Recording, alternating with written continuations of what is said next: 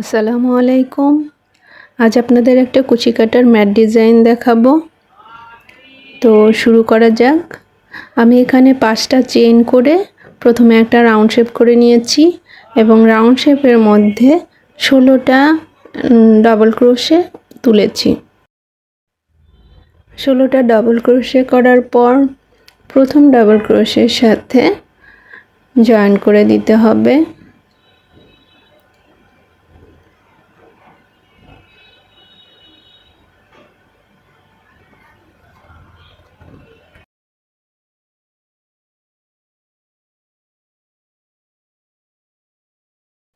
তো আমি প্রথম ডাবল ক্রোশের সাথে জয়েন করে নিচ্ছি।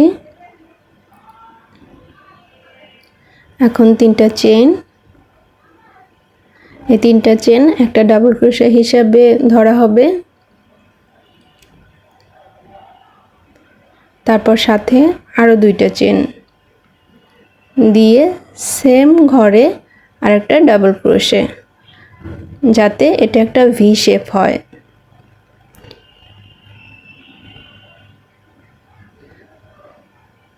তারপর 2টা চেইন করে এক ঘর বাদ দিয়ে একটা ডাবল ক্রোশে করতে হবে। তারপর আরও 2টা চেইন এবং সেম ঘরে আরেকটা ডাবল ক্রোশে, এভাবে ভি শেপ করে নিতে হবে 8টা।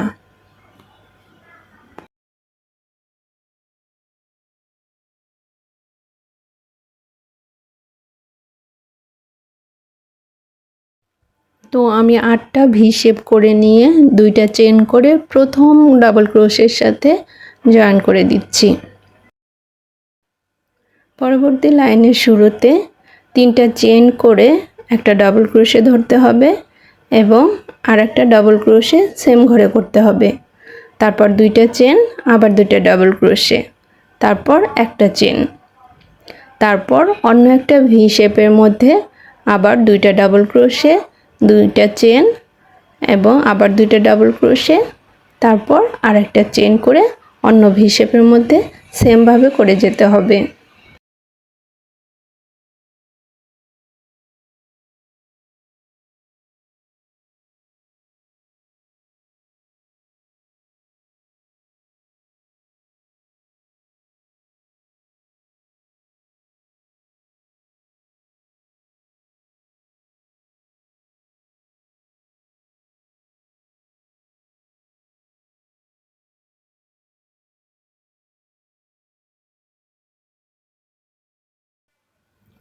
এভাবে পুরোটা লাইন শেষ করে প্রথম ডাবল ক্রোশের সাথে জয়েন দিতে হবে।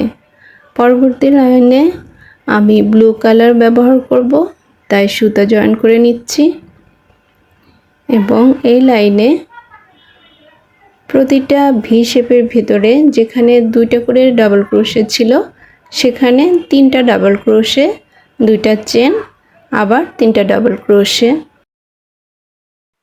তারপর একটা চেন করে অন্য ঘরে চলে যেতে হবে। তারপর 3টা ডাবল ক্রোশে, 2টা চেন, আবার 3টা ডাবল ক্রোশে, একটা চেন করে পরবর্তী ঘরে যেতে হবে। এভাবে পুরোটা লাইন শেষ করতে হবে। এভাবে পুরোটা লাইন শেষ করে আমি প্রথম ডাবল ক্রোশের সাথে জয়েন করে নিচ্ছি। পরবর্তী লাইনে আমি সেম কালারই দেব। তো 3টা চেন করে সুতাটাকে আমি মাঝখানে নিয়ে আসলাম।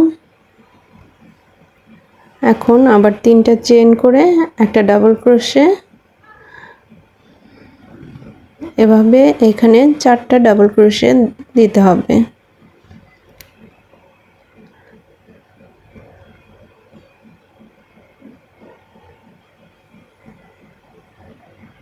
তারপর 2টা চেন, আবার 4টা ডাবল ক্রোশে, তারপর আবার 2টা চেন,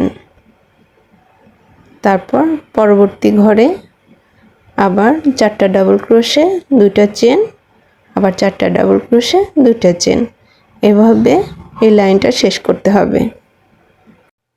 লাইন শেষ করে প্রথম ডাবল ক্রোশের সাথে জয়েন করে নিলাম। পরের লাইনগুলো আমি পিঙ্ক কালার দেব, তাই এখানেই সুতাটা কেটে নিলাম। পিঙ্ক কালারের সুতাটা আমি নিচ থেকে 3টা চেইন করে উপর দিকে তুলে নেব এবং যেখান থেকে শুরু করেছি সেখানে জয়েন করে নেব। এখন 3টা চেইন করে একটা ডাবল ক্রোশে এভাবে একই ঘরে আমি 12টা ডাবল ক্রোশে করে নেব। তারপর 2টা চেন এবং পরবর্তী ঘরে আবার 12টা ডাবল ক্রোশে, তারপর 2টা চেন, পরবর্তী ঘরে আবার 12টা ডাবল ক্রোশে, এভাবে করে লাইন শেষ করতে হবে। লাইন শেষ করে প্রথম ডাবল ক্রোশের সাথে জয়েন করে নিলাম। পরবর্তী লাইনে প্রত্যেকটা ডাবল ক্রোশের ঘরে একটা করে ডাবল ক্রোশে এবং একটা করে চেন, এভাবে পুরোটা লাইন শেষ করতে হবে।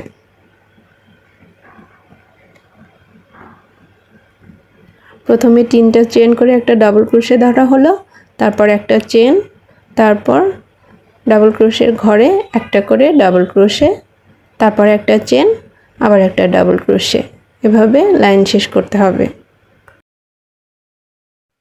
লাইন শেষ করে আমি প্রথম ডাবল ক্রোশের সাথে জয়েন করে নিলাম।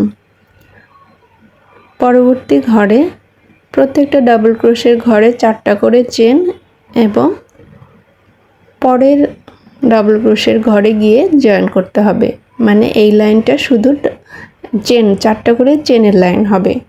4টা করে চেন দিয়ে পরবর্তী ঘরে জয়েন করে দিতে হবে। এভাবে লাইনটা শেষ করলে পুরো ডিজাইনটা কমপ্লিট হয়ে যাবে। এভাবে লাইন শেষ করে প্রথম চেনের ঘরে জয়েন করে দিতে হবে এবং সুতাটা কেটে নিতে হবে। আর এই কেটে নেওয়া সুতাগুলা সুই দিয়ে এর ভেতরে ঢুকিয়ে দিতে হবে, মানে সুই দিয়ে যেন সুতাগুলো দেখা না যায়, এর ভিতরে ঢুকিয়ে দিতে হবে। ম্যাটের ডিজাইনটা কমপ্লিট হয়ে গেল। আপনাদের কেমন লাগলো জানাবেন। আল্লাহ হাফেজ।